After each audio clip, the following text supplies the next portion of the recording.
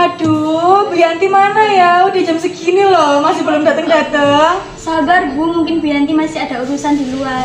Tapi bener kan kalau Bu Yanti mau gantiin jadi ketua kumpulan kita yang baru? Lagian kan Bu Yanti mana berani nolak Bu RT. Kan kita yang ngasih amanah ke Bu Yanti buat jadi ketua. Kalau Bu Yanti tidak bersedia, saya masih ada waktu kok untuk jadi ketua kumpulan ini lagi. Assalamualaikum ibu-ibu. Maaf ya ibu-ibu, tadi ada urusan sebentar di luar. Iya Bu, gak apa-apa, kami semuanya maklum kok. Iya ibu-ibu. Bu Yanti, kalau 5 menit aja, urusan kudeta loh Bu. Boleh aja sih Bu, tapi hati-hati loh, nanti saya tuntut dengan undang-undang. Aduh, kalian kalau bicara ini kalau kumpul bikin pusing. Nggak ngerti kalian tuh ngomongin apa. Bisa aja sih Bu. Ngomong-ngomong tadi pembahasannya sampai mana ya Bu ya? Saya, Bu Nining sama Bu Lela udah itu dengerin penjelasannya Bu Siti selaku ketua kumpulan kita yang terdahulu. Ya kan ibu-ibu? Iya Bu. Ini uang kasnya Bu Yanti, silahkan diperiksa dulu. Tidak sepeser pun saya korupsi. Boleh aja nih lebih dikit-dikit Bu, asal ikhlas masuk neraka. Astagfirullah Bu. Amit-amit aja keturunan, tidak sepeser pun saya sentuh uang ini. Maaf saya hitung dulu ya ibu-ibu.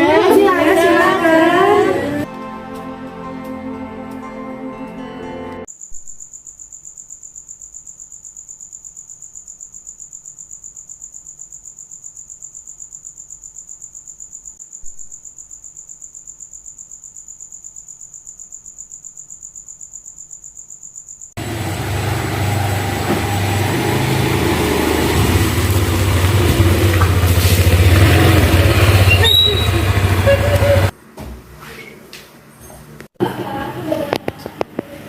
Parfum segini seminggu mana cukup.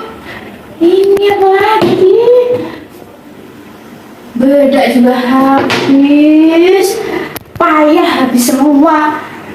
Oh, mau belanja tapi tanggal tua.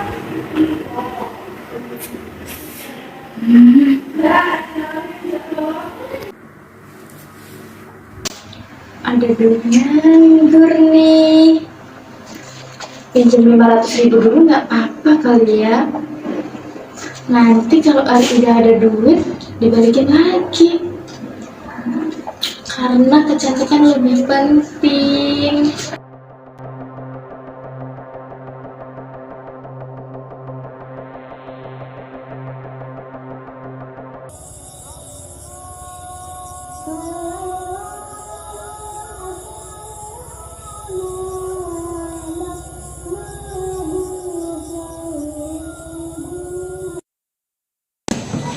Jadi ibu-ibu, kita itu tidak boleh meminjam sesuatu tanpa izin hak orang lain, apalagi mengambil. Oleh karena itu, siapapun yang merasa telah mengambil hak orang lain, apalagi dengan zalim, segeralah bertaubat ya. Mungkin hanya itu yang dapat saya sampaikan. Cukup sekian pengajian hari ini, semoga bermanfaat. Wassalamualaikum warahmatullahi wabarakatuh. Waalaikumsalam warahmatullahi wabarakatuh. Bentar ya Bu Ustazah. Assalamualaikum warahmatullahi wabarakatuh ibu-ibu. Waalaikumsalam warahmatullahi wabarakatuh. Nah, kita semua kan sudah bisa mengerti hikmah dari ceramah yang disampaikan Ustazah. Nah, kita sebagai perempuan harus cermat, harus pintar-pintar dalam mengelola uang, apalagi uang belanjaan.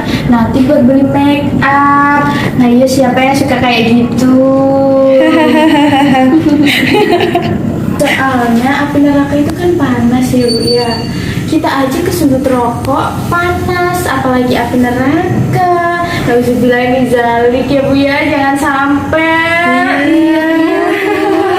Ustazah, saya selaku ketua dari kumpulan ibu-ibu berterima kasih atas kehadiran. Alhamdulillah, saya menyumbangkan 3 juta rupiah untuk teman-teman kita yang sedang membutuhkan atau yang terkena bencana. Bermanfaat bagi kita. Amin. Nah, terakhir saya akan menyampaikan tentang uang kas ya Bu ya.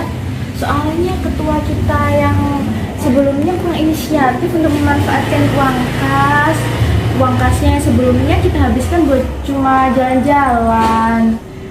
Dan syukur alhamdulillah untuk yang kali ini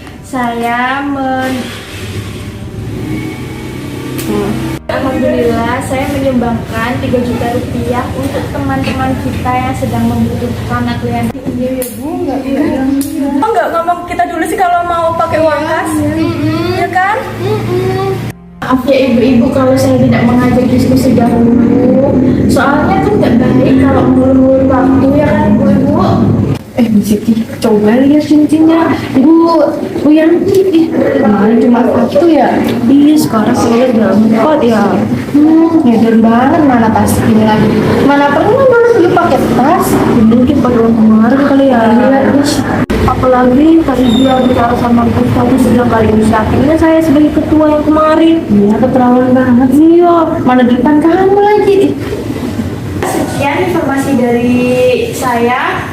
Terima kasih kurang lebihnya. Mohon maaf. Wassalamualaikum warahmatullahi wabarakatuh. Waalaikumsalam warahmatullahi wabarakatuh. Ga.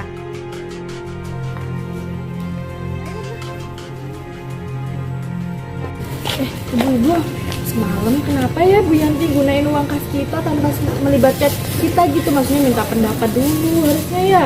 Iya. Dulu, waktu Bu Siti jadi ketua, seperak pun dia ngeluarin uang, masih ngomong sama kita kan?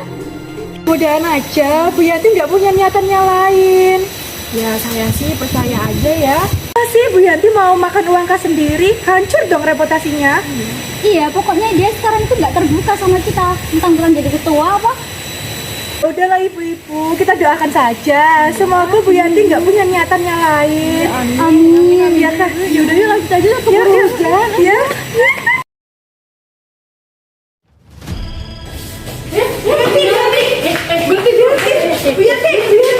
Bu Yanti stop. Bu Yanti, pokoknya kamu tidak setuju Bu Yanti jadi ketua lagi. Setuju, pokoknya saya nggak mau nih perempuan jadi ketua lagi. Dasar tukang korupsi, uang kas nah. Jangan ngomong sembarangan ya. Kalian semua itu yang gila. Emang benar? Ya, kalau kamu yang benar, coba buktiin. Mana semua bukti yang udah kamu keluarkan dari kumpulan kita?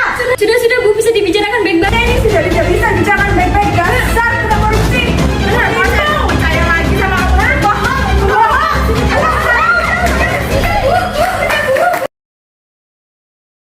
Istilah korupsi tidak asing lagi di telinga masyarakat Indonesia. Istilah korupsi seakan tak lepas dari kehidupan kita, tentu bukan hal yang patut dibanggakan. Korupsi adalah praktik yang umum dilakukan di negara Indonesia.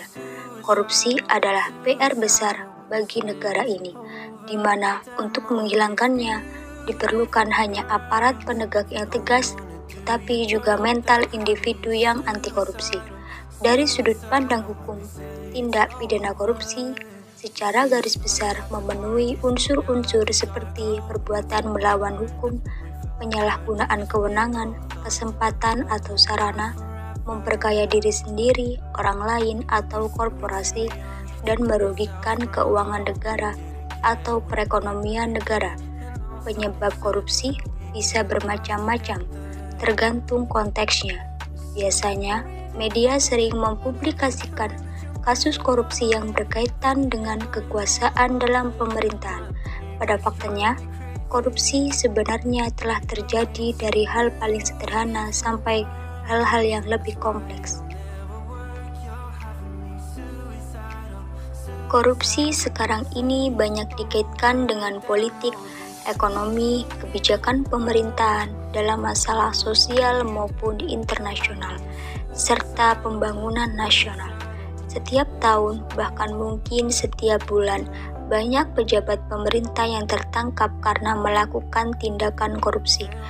Sifat tamak atau rakus merupakan sifat manusia yang merasa selalu kurang dengan apa yang telah dimilikinya, atau bisa juga disebut dengan rasa kurang bersyukur.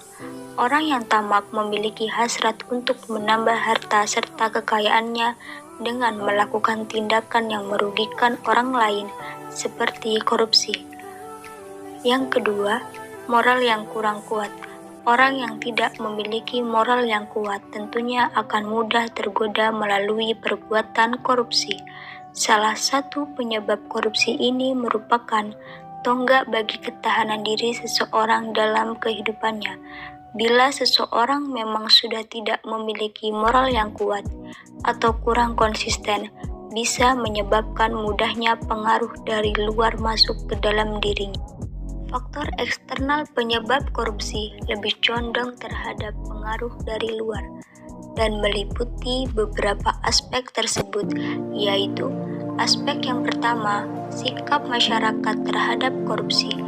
Penyebab korupsi dalam aspek ini adalah ketika nilai-nilai dalam masyarakat kondusif untuk terjadinya korupsi.